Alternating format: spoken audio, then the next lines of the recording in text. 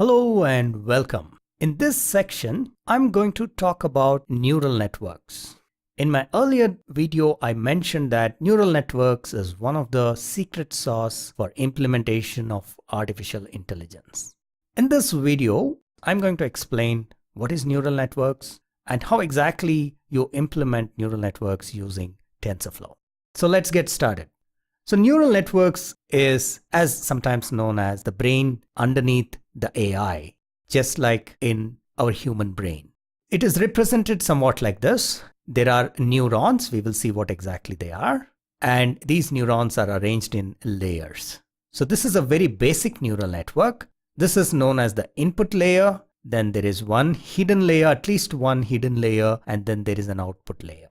So this is sometimes also referred to as a shallow neural network. And then we have what is known as deep neural network. So this is when you have more than one hidden layer. So you have an input layer and of course an output layer, but then there are multiple hidden layers. And these number of layers can actually go into sometimes hundreds of layers as well. So those are known as very deep neural networks. So that's from a terminology perspective. Now, the basic component of neural networks is a neuron. And as I mentioned earlier, the neural network is designed or modeled on the human brain. And human brain consists of billions of these tiny little neurons. And this is how a biological neuron looks. It has dendrites, and then it has a nucleus or cell body, and then there is an axon. A lot of these are interconnected. So the signals come from the input side, and then it gets processed, and then the output gets connected to the next neuron, and so on and so forth. So the artificial neuron is kind of modeled on the same lines, at least from a representation perspective. So this is how we represent an artificial neuron. There are inputs, and there is some processing that happens, and then there is an output. Let's take a closer look at the various components of an artificial neuron. This is how an artificial neuron or a perceptron is represented. These are the various components of an artificial neuron. It has inputs, or it rather takes inputs, which is also referred to as the input layer.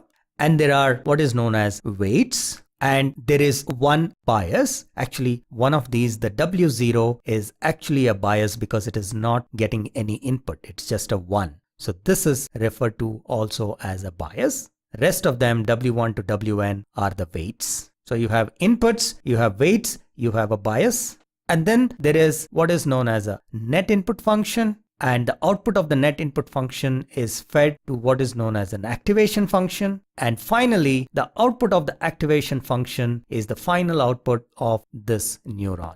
So you have the inputs x1 to xn, and I will explain what exactly I mean by inputs. These are actually the features. And then you have the weights W1 to Wn. And one more important fact is that the number of weights is always equal to the number of inputs. So if there are 10 inputs, there will be 10 weights.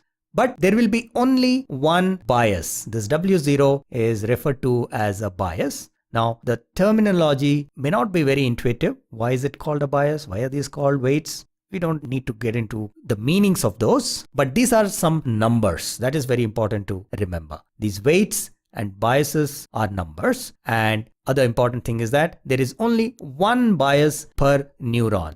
There are multiple weights. In fact, there are as many weights as the number of inputs, but there will always be only one bias per neuron. And there is no limit on the number of inputs that can be fed to a neuron. That's another important fact. And then we have a net input function. We'll see what exactly this is, but this is some computation that happens with all these weights and bias and the inputs.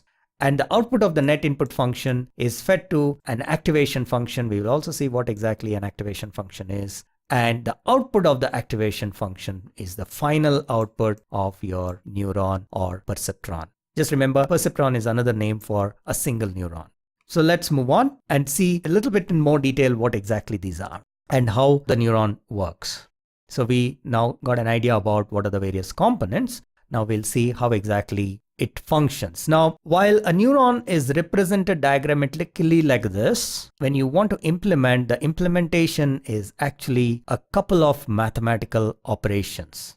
it boils down to some mathematical operation. So an artificial neuron, when it is implemented, it is nothing but a few mathematical operations. So what are these operations?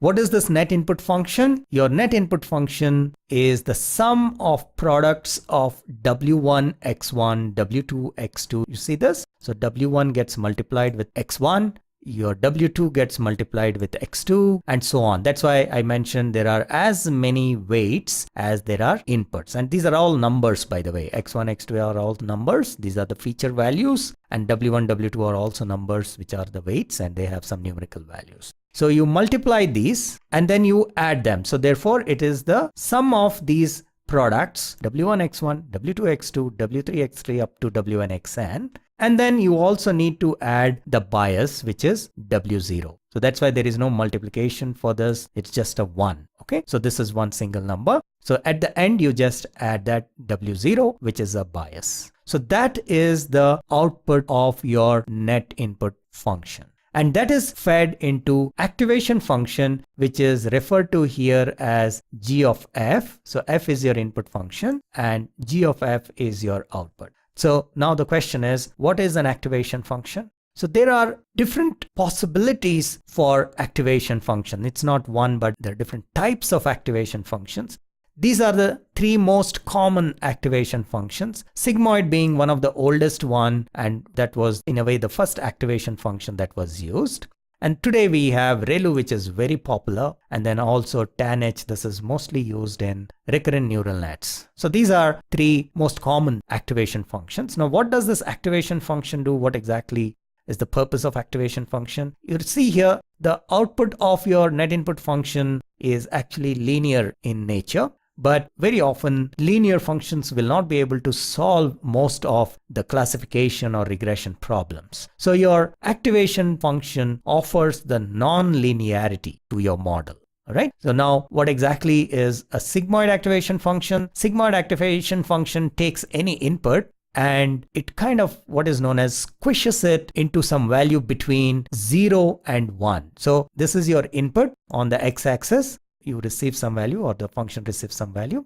Output is on the y-axis between 0 and a maximum value of 1, right? So it cannot go anywhere beyond that. Lowest value is 0, highest value is 1. So in a way, this is like giving an output anywhere between 0 and 1. And if we set a threshold, like for example, we say 0.5 is our threshold, and we say anything above 0.5 is 1, and anything below 0.5 is 0, effectively you're creating a binary output. So the output can be either a 0 or a 1.